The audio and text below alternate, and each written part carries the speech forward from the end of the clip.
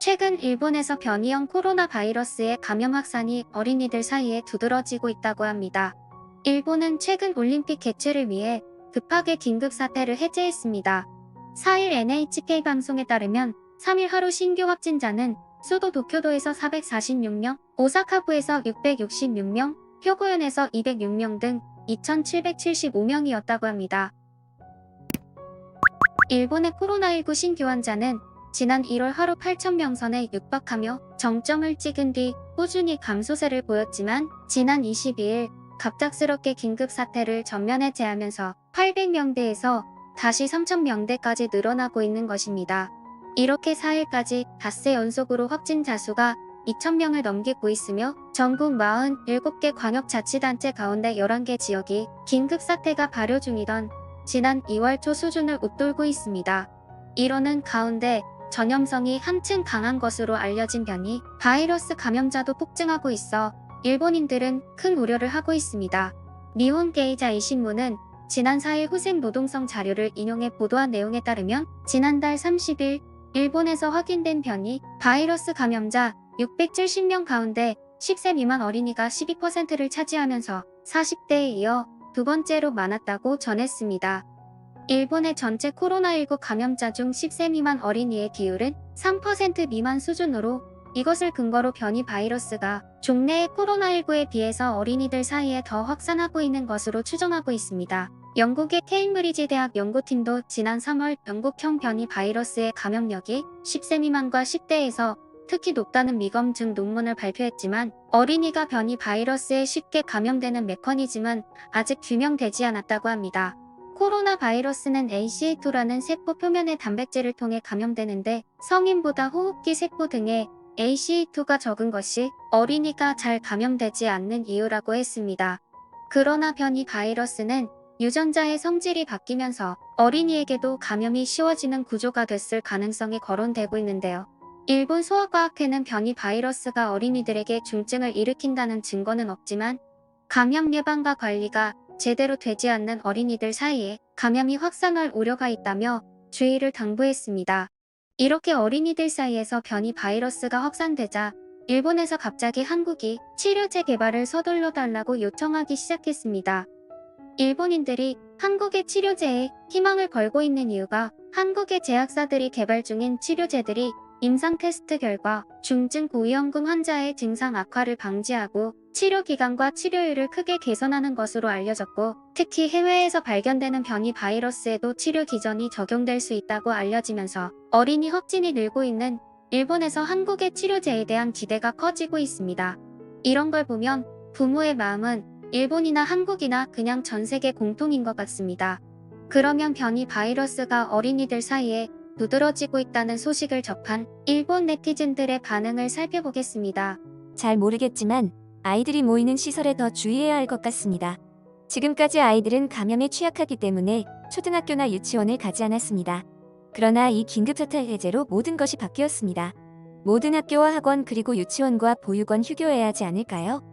전국에서 돌연변이 바이러스가 발견되는 것은 시간 문제입니다. 다만 어린이들이 감염이 쉽게 된다 하니 걱정됩니다.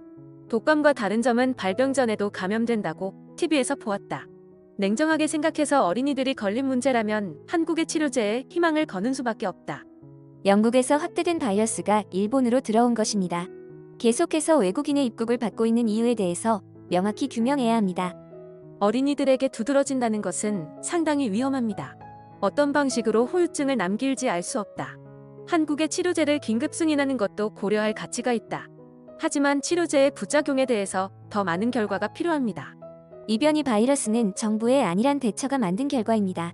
출생률이 계속해서 줄어가는 가운데 어린이들에게 감염 위험성이 높다는 것은 더욱 부정적입니다. 정부에서는 이에 대해 명확한 규명이 필요합니다.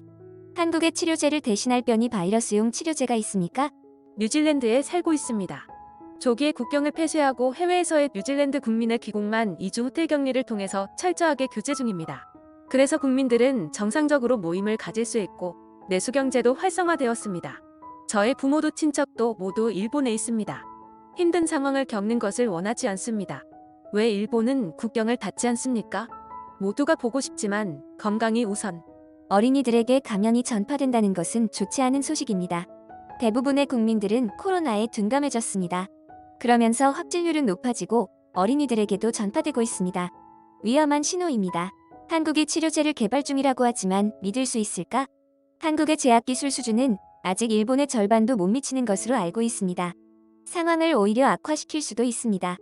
어린이들이 가는 시설들에 대한 방역 조치를 강화해야 한다. 올림픽 개최를 위해 너무 많은 희생을 강요한다. 일본 역사상 최악의 시대를 겪는 중입니다. 이제 대유행이 온다면 더 이상 막지 못할 것입니다. 모든 사람들은 무감각해졌습니다. 한국과의 관계를 개선하고 특수주사기와 치료제를 도입해야 합니다. 늦는다면 돌이킬 수 없을지도 모릅니다. 한국인들이 만든 걸 어떻게 믿고 쓸 수 있나요? 그들의 실험 대상이 되고 싶지 않습니다. 한국도 치료제를 개발하는데 왜 우리는 못하는 거야? 아니면 아비간 임상 재검토는 왜 자꾸 미뤄지는 것입니까? 치료제 싸움에서는 한국에게 이미 패배했습니다. 방역은 한국의 대부분이 시골이라 적게 나오는 것입니다. 한국이 제대로 된 치료제를 생산할 수는 있을까? 한국의 제약 기술력은 너무나도 낮습니다. 코로나 치료제뿐만 아니라 한국의 신약 개발 수준을 본다면 기대하지 않는 게 낫다. 다이이치 상표에도 치료약 임상에 돌입했습니다. 지금까지 나온 방식과는 다른 흡입 제제라고 합니다. 제대로 임상을 마치고 출시하게 된다면 일본의 위상을 드높일 수 있습니다. 10세 미만의 어린이들에게 감염 확산이 나타나자 그렇게 한국의 치료제를 깎아내리던 일본인들도 한국이 하루빨리 치료제를 개발하기를 원하고 있습니다. 저도 기사를 처음에 읽을 때는 어린아이들의 건강 문제니까 인도주의적인 차원에서 지원해야 하지 않겠나라는 생각을 했었지만 지난 동일본 대지진 때를 생각하면 일본은 아예 돕지도 않는 게 맞는 것 같습니다. 당시 수억 원의 성금과 수많은 에너지 자원 등의 물자 지원을 해줬음에도 불구하고 그들에게 돌아온 것은 조선인이 우물에 독을 탔다였죠. 만약 치료제가 개발된다 해도 그들에게 간다면 또 무슨 해괴한 소리를 해댈지도 모릅니다.